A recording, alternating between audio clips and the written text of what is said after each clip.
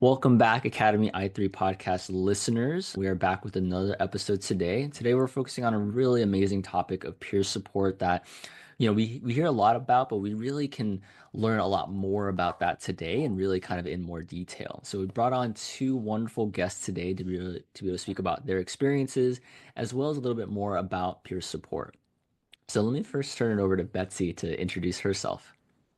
All right. Hi there. So my name is Betsy, and I am a supervisor in Ventura County, and I've been in child welfare for about 23 years. And I've also been in our peer support program since around the end of 2018. So I've been involved with our program for a few years now. Awesome. Thank you. Shelley, can you introduce yourself? Yeah, hi, I'm Shelley Townley. I am also a supervisor with Children and Family Services in Ventura County. I've been with child welfare in Ventura County for just starting my 30th year, and I have been involved in our peer support program since its inception in 2016. That's awesome. Yeah. So you both have a wealth of experience and a lot of, just from our time talking during our prep meeting, just a lot of insight that you can really provide about the peer support program. So let's get us started. And if you can start to share a little bit more about what is peer support and how did it begin in Ventura County? So, peer support, generally speaking, is a law enforcement and fire model that was created to provide formal and informal supports to help that population deal with the secondary traumatic stress that they get at work. So, in 2016, in Ventura County Child Welfare, we were suffering from low morale. Our caseloads were getting really complex. We had high turnover, and we really wanted to start addressing the secondary traumatic stress at our work. So we looked into various resources and realized that there was no program or peer support program in child welfare. But we did find robust programs with law enforcement and fire. So we decided to adapt their program, adopt some of their systems, and then modify it to work in our population in child welfare with our workers. And we just kind of jumped in and started, and it's been a work in progress throughout the years. That's awesome. And I think another sort of foundational piece that we can add here is also like, we hear the term peer support and we probably have a vision in our mind of what that could be. And so Mhm. like, is there maybe like like a sentence or two that you can kind of give about just what exactly is peer support? Like, is it a program? Is it a sort of a model? Like how would you define it?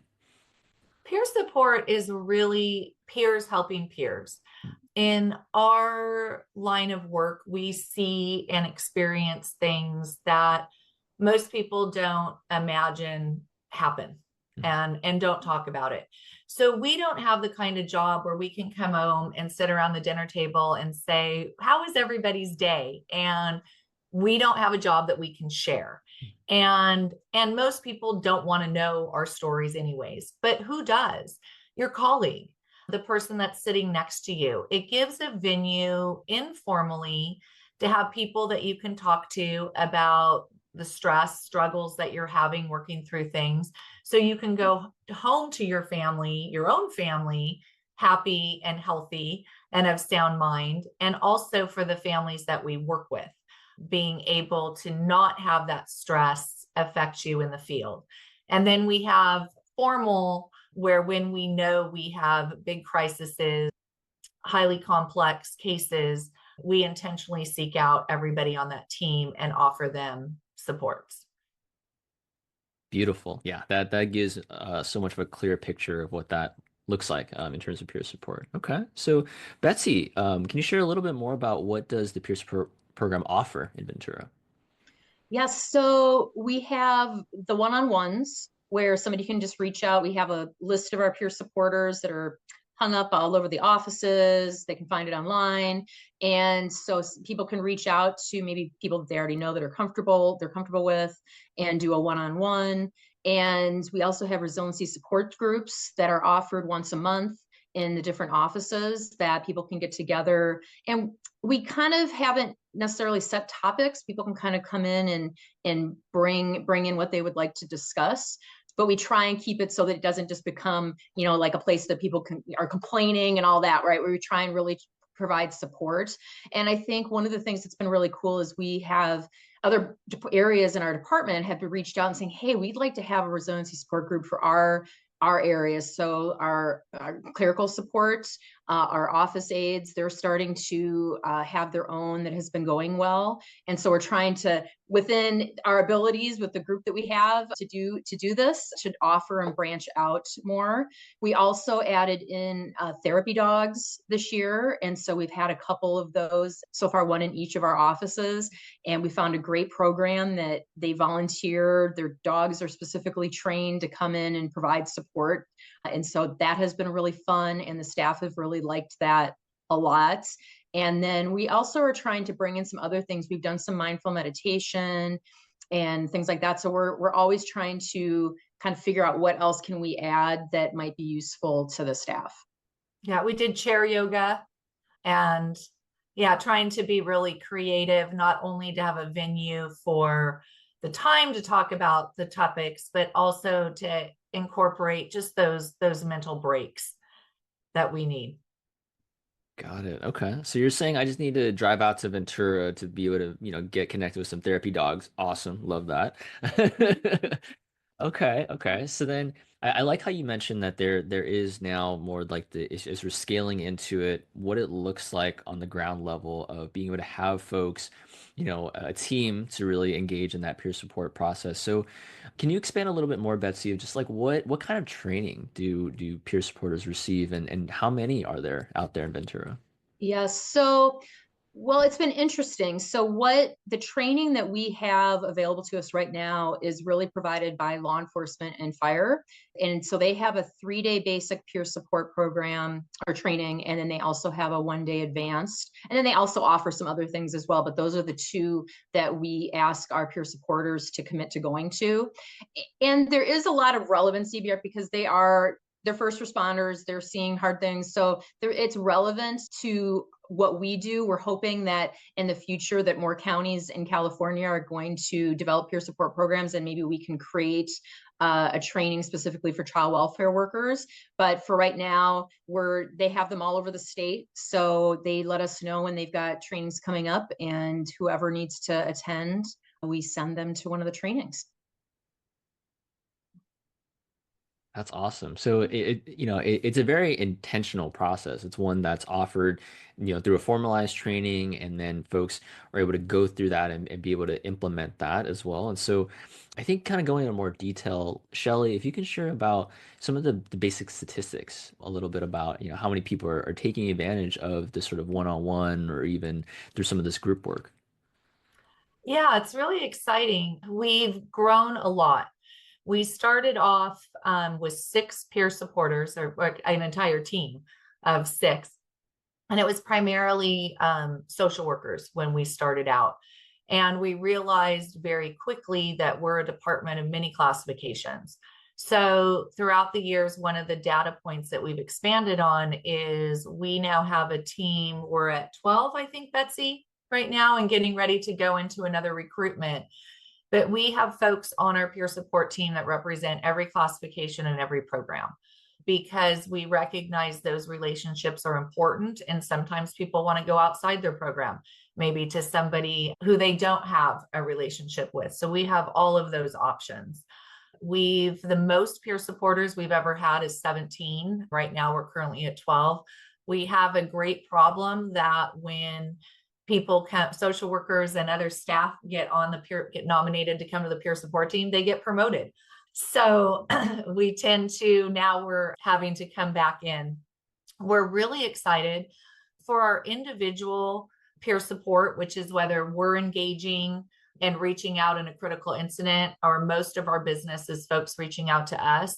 We average about 500. We're going to end close to 600 contacts this year. So some of those are repeating. We have each contact as a point in time, not necessarily each person and how many times they come. And in our resiliency support groups, when we have a regular resiliency support group that's an open topic, like Betsy was talking about, we average about 10 to 15. When we have our specialty resiliency support groups, we average about 20. And when it comes to our therapy dogs, we have to limit it because we can get more staff than we can manage, and more importantly, that the dogs can manage. So each year we're increasing not only with the amount of peer supporters, but with the amount of workers that are responding and benefiting and participating in peer support. That's really awesome. I mean, now to kind of hear the statistics behind it, it really gives a lot of weight in terms of like how much time and dedication and also work that you all put into this to see it grow so much.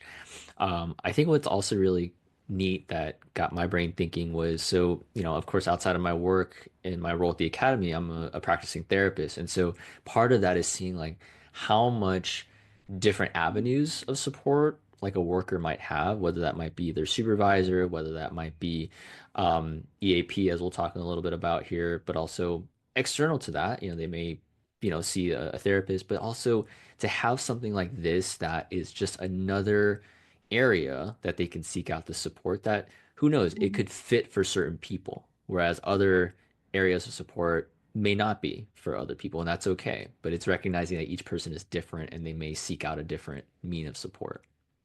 Absolutely. And I think too, what's helpful is it's in the moment.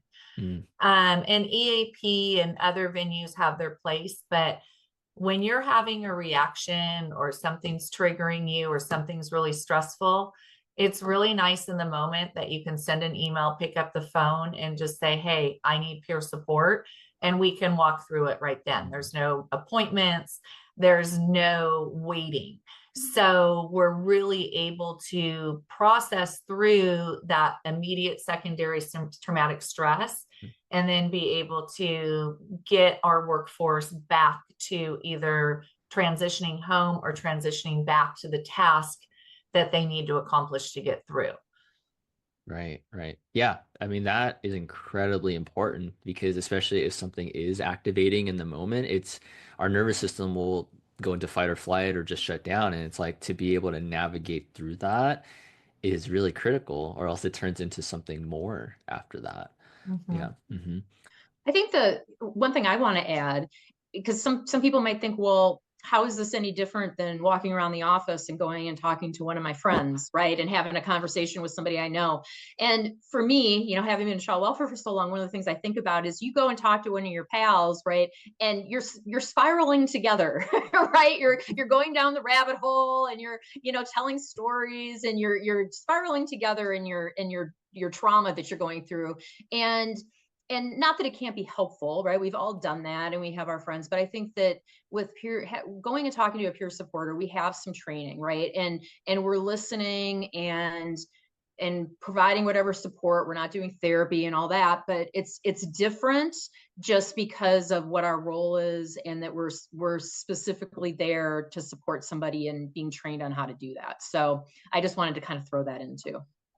Yeah, yeah, I love that. And I think that now kind of allows us to step into this space and talking about like what's the need then for peer support and like how does that then differ from other areas of support? So yeah, whoever would like to jump in to talk more about that. Well, I'll start with this. So Okay.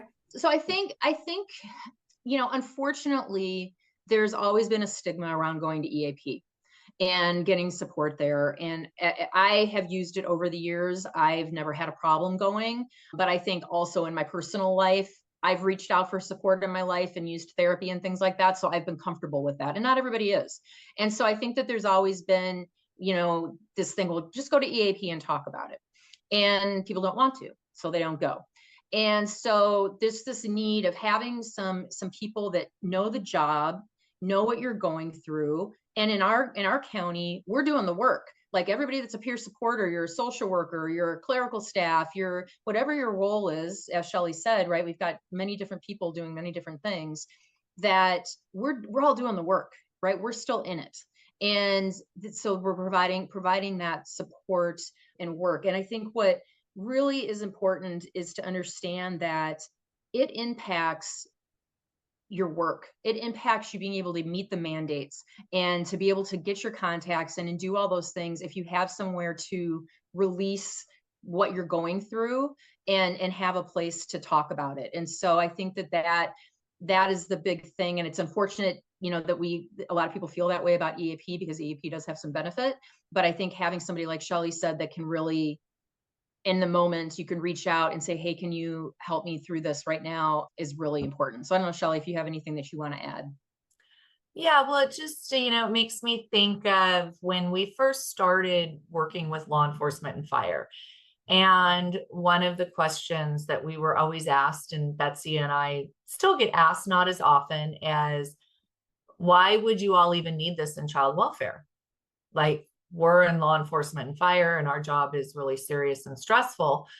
But what we found was when you talk to law enforcement and fire, one of the things they say is their most stressful event that brings them to peer support in high amounts is when they have situations involving children. And I think it's an important reminder to our staff are dealing with children every single day, whether it's our hotline taking the report, our office assistants processing all of our paperwork, redacting our police reports. We're all exposed. And the reality is, if we know that law enforcement and fire, if they have one a month, how serious that affects them. And me and Betsy as a supervisor, I mean, I can tell you with staff this week, yesterday alone, we had 4 families come into custody on very serious cases. And those are the ones that we can't come up with strategies to keep out of custody. And all of our workers are seeing probably 10 to 15 families a month trying to eliminate those safety threats. And it's not a 40-hour-a-week job. It's very stressful and very intense. So we have to have an outlet for our staff. We have to have them be able to come to work and be healthy to make these decisions and work with families. So when we look at it really pragmatically about what we do, how would we not have a program that doesn't support our staff and make sure that they're healthy and well every day? I mean, you could prioritize our own families, which take a lot of sacrifices in our lot of work, but more importantly, the families we work with. If we're not healthy when we come to work every day, how are we going to help a family become safe and healthy? Yeah, and as you're talking about this, I also think back to my time prior to my current role as a practice coach with social workers, and so like again, that's just sort of another naming of another area of support. But distinctly with peer support, there is that sort of almost like an immediate intervention, so to speak, of just like, hey, I'm experiencing this as I'm working maybe with this family or with this case, and I can reach out to someone at a moment's notice to really check in, process, talk through this, and at least bring down my elevated experience of this. So I'm actually kind of curious to ask sort of a follow-up question here, which is, you mentioned just something recently that happened like this week. So has there ever been a time, and you don't have to give details or anything like that, but like has there been a time where, let's just say you have a worker who goes out and sees a family and they're activated from that, and then they're like, okay, like I need to talk to peer support right now. Like has that ever happened? 100%. Oh, okay, okay. 100%. Betsy and I think, and I'll don't mind speaking for both of us, Bets, but I think, as supervisors, we've had really interesting experience, both of us, because we've had our own workers come to us for peer support and be like, I need you to be a peer supporter, not a supervisor. And then that's really intentional on our end to switch that role. But that's what's really nice about it, is that we do, as supervisors, we have a real handle on the pulse as to what's happening on the floor. So if we know something's happening, like I said, we can reach out, but we've been doing this so long in Ventura County, peer support is natural part of our language. So for folks to reach out and say, I need peer support, is very supported. It doesn't have to happen on breaks. It doesn't have to happen on your lunch hour. It's part of your daily job. So if you need it, it can happen very freely. I love that. It's just built into the culture that you have Mhm. over there, which is really awesome. Okay. So I think now, oh, go one ahead. one of the things I wanted to add, if I could, is I think one of the things that we've really started to do a good job with, and I think Shelley mentioned it earlier, is when we have a critical incident that we're reaching out to everybody that's involved, starting with the hotline staff, the clerical staff, and that has been something that I feel has had so much benefit, and people appreciate it because Mhm. historically in child welfare, something horrible happens, and we're talking like child deaths, parents being killed in some sort of manner, right? Really serious things that our workers are exposed to. And we never addressed it, right? Mhm. Maybe your supervisor would check in with you, right? But at the end of the day, we have this job to do. So we just kind of plow along and do our work. But now we have this avenue that people will reach out to us, a supervisor, a manager, send us an email and say, hey, we just had this thing happen. Can your team reach out to our people? Then we send an email out to our team and say, hey, here's the people we need to contact. Can somebody reach out? And people will say, I'll reach out to this person, I'll reach out. So Mhm. we have this really great avenue now of doing that, which I think has just been huge. And when I was a social worker, we did not have that. And so I so appreciate that our county is, or our department's kind of bowed or bought into Mhm. it, right? And that we're doing that now. So that's been another really good thing. Yeah, and one example I can give you is just recently I had 2 years ago, almost to the date, we had a very critical incident that my worker and our public health nurse were really affected by. I was affected by. We all went to peer support, quite frankly. And we worked through it and we all thought we were good until 3 weeks ago, the sentencing hearing or the trial started for criminal court. And we realized, and myself included, that brought up a lot. So we went back and circled back to peer support. And all of us went and we did the trauma bonding, like Betsy talks about. We needed to come together as the team. But what we really needed was peer support because what we couldn't do was have this go back to having it re encompass us because it brought up so many feelings and whatnot and what ifs. So it's really nice that we have that coming full circle because now our peer supporters have relationships from working through this when the incident happened. Now we call them back and go, oh my gosh, do you remember when we talked about this? This is what's going on. And we can kind of pick up where we left off and we don't have to re-explain to somebody who doesn't know what happened or the work that we do. So that's been really exciting when people continually come back as old cases come up as well as new cases because that's a reality in our work. Got it. Okay. So I'm going to transition us to our next question, which I think it also kind of got me thinking of a sort of separate question that might tie in as well. So part of me is thinking like, okay, like this is an amazing program, it's an amazing initiative that why aren't all counties doing this? And so it gets me thinking like, well, how can something like this get started is my first question. And then the second one that kind of is added on to that is I think about from the standpoint of a supervisor and a worker. There's obviously a power dynamic. There's also a expectation of just a direct report as well. And so, like, how do you even also create that culture of, hey, you are my supervisor, and I don't need you as that right now. I need you as a peer support and making that sort of shift. Because I would imagine as a supervisor, it can be hard to even do that too. So, yeah, however you all want to start.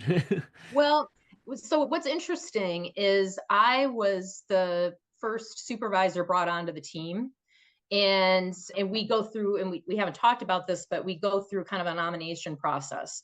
And that's how the team is kind of chosen, right? Is we put out to the department, hey, we're recruiting people. Do you have nominations, all that? And so it was interesting being brought on as a supervisor. But looking back at it, I I mean, yes, there's the power dynamic, but I have built relationships.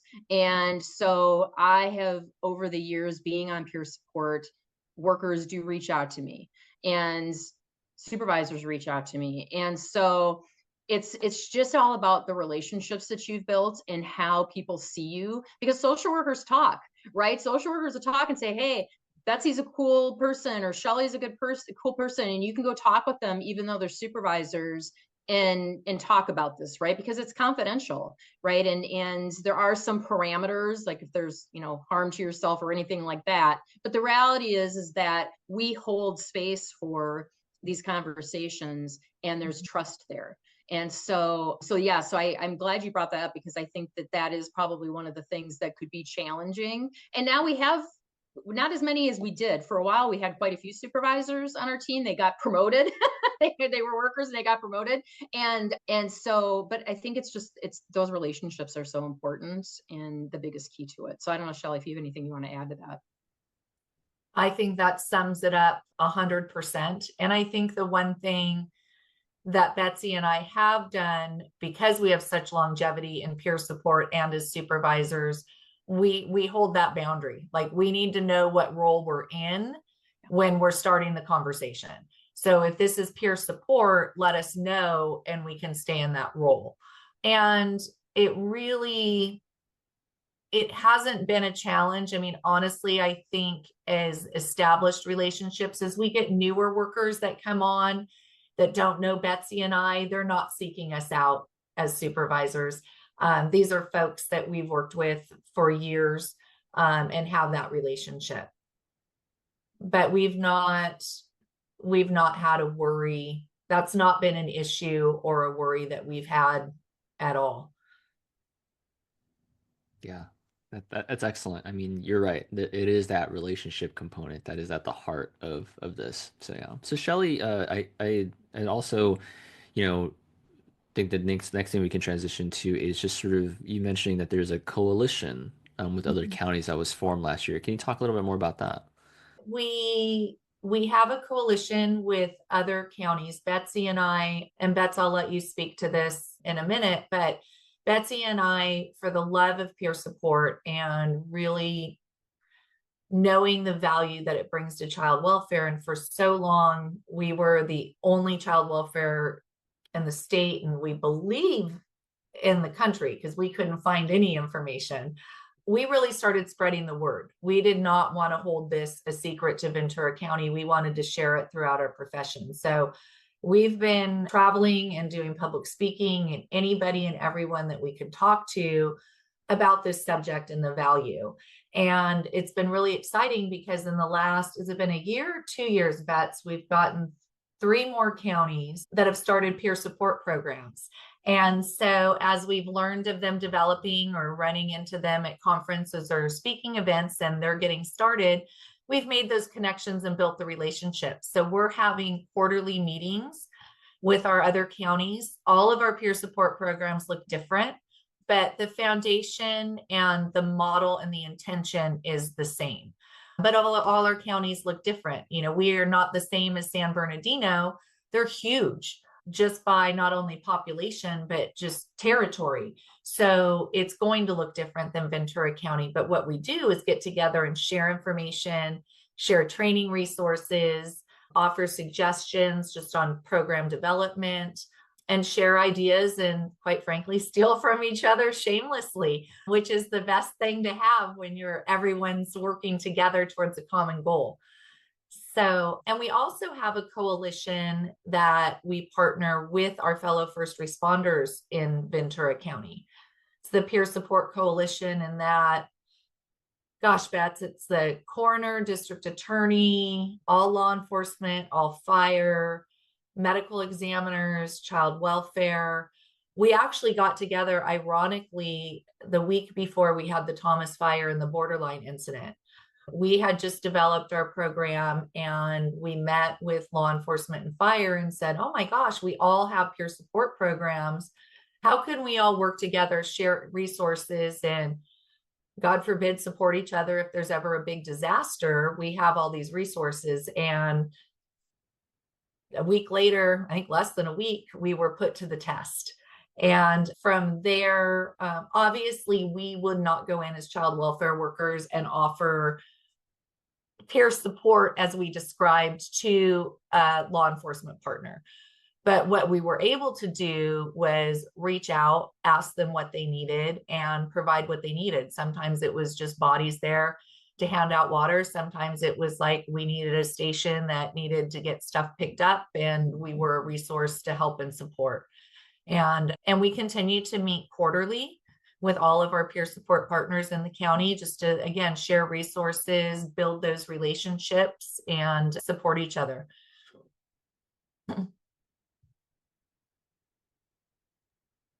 Yeah, so I mean, there's so much here of just like now I love seeing it spread out even further out to different counties and just seeing how again you're building on the initial mission of it all and the values of it all, and then seeing how maybe different counties to meet the needs of their counties, but also how they can develop new ideas as well. So that's really cool. Yeah, Betsy, Oh, I'm sorry. yeah. I think that something that just came to mind too when we were talking, Shelley was talking about that each of the counties are kind of doing things differently. Mhm.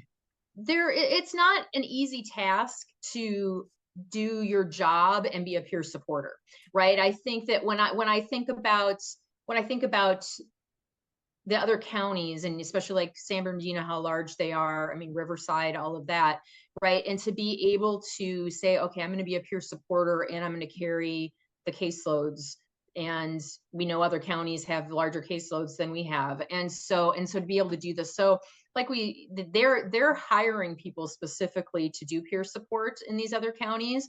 And so I think what's really great is for us to, Shelley's attended more of the coalition meetings than I've been able to, but to hear what they're doing and to play off of, okay, how can we kind of each use the things that we're doing and learn some new things, right? So there's not one right or wrong way to do it. I think every count, it's going to look different for everywhere, because we also know it's challenging to be a worker or a supervisor and have somebody call you and be able to make yourself available, right? And so the coalition's been really helpful to kind of share ideas. And I think, one of the things Shelley and I talk a lot about, and I think why we were really excited about doing this podcast too, is we really would like to get the word out more about peer support for child welfare and reach other counties and, supporting other counties to start programs and all of that kind of thing. Because it is, we don't have outcomes. That's one of the things we've struggled with is how is our program keeping people in the job, or job satisfaction. Like, we've struggled with really being able to develop an outcome kind of based program. We talk about it, but it's tough. But the reality is we know we're doing good work, and in the moment we're able to provide support, and I feel like at least we're able to do that, right? And so it's a step in the right direction. Yeah, the outcomes will come. I'm sure, with as the program continues to grow and you sort of develop other partnerships, like that's going to come. I think the main thing is that you all are offering a really trauma-informed approach. Well, I think the last thing that we have on our topic agenda today is just talking a little bit about conferences and sort of like how more of that promotion of peer support and child welfare can take place. So Betsy, if you can share more about that. Sure. So a couple years ago, so this is 2024. So 2022, I went to the PSPSA conference, which is the National Peer Support Conference in San Diego. And it's once again the traditional first responders, fire, law enforcement, they're putting it on. Probation's there, parole's there, dispatchers, kind of the whole, anybody first responder, right? And so we've been going to that conference for a while, and we've been listed as others when we've attended. And nobody knew who the others were till they were. met Betsy and I. They said, Yeah. hi, we're like, hi, we're with Children and Family Services. And they said, oh, you're Yeah. the others. Yeah. So I attended in 2022, and I was sitting there and I was like, we have to present here, because like Shelley said, for law enforcement and fire, they are most stressed out by kid calls, right? And so I was like, we have got to talk here. So literally while I was there at the conference, I went up to one of the women that run the thing, and I was like, how do I sign myself up to speak here? And so as soon as I think I was even still there, and I called Shelley and I was like, hey, I don't know how we're going to do this, but I said, I just signed us up, I think, to speak. And so we went through that process. And so last year we spoke there and spoke in front of almost 1,000 people. I've never done that before, neither has Shelley. And we were very nervous, but we got through it. We started with a joke, and so that landed well. But really, what the other thing that I put out to the audience is I asked the question of how many of you have worked with child calls, right? And a whole bunch of people raised their hands. And how are those the most difficult, or one of the most difficult jobs or calls you deal with? And they were like raising their hands, right? And so we were like, yeah, that's what we're here to talk about, because that's what we do every day, right? For 8 or 9 hours a day. And so it was really powerful. And I know Shelley and I were like, oh gosh, I hope nobody leaves. It was like close to lunchtime. Nobody got up and left. You could hear the, oh my God, and you could hear that. And it really just, I felt like, okay, we've got people that are really hearing and understand what we do.